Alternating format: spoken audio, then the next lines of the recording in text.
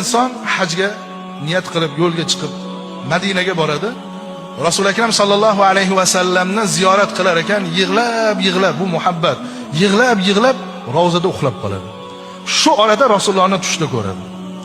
Va Rasululloh sallallohu alayhi vasallam oldilariga o'tirganda savol berdilar: "Ya Rasululloh, qaysi salovatni aytsam siz xursand bo'lasiz?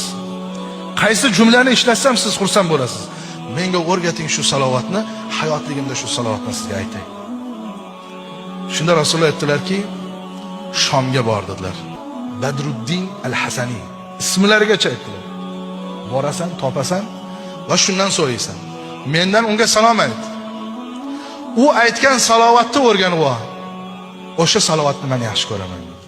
Tursalar tush, haj qilib bo'lganlardan keyin darrov qasd qilib haligi Shomga bordi. Shom bugun bizni zamonamizda Suriya davlati. Shamsusham Badruddin al-Hasani keldida, kim Badruddin al-Hasani dedi. Ustozimiz bizga masjidda dars berayotgandilar. Menman. O'tirib yig'ladi. Chunki u insonni topgani u uchun sharaf, baxt. Chunki u insondan endi Rasulullohning aytganini so'rash kerak. Tushini sekin aytib berdi. Men tush ko'rdim. Tushimda Rasulullohni bu shaklda ko'rdim. Rasulullohdan salovat so'rasam, Shomga bor dedi.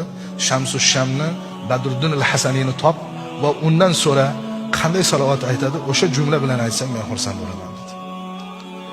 Ishonasizmi yo'qmi, bir necha daqiqa ustozimiz yig'ladilar deydi.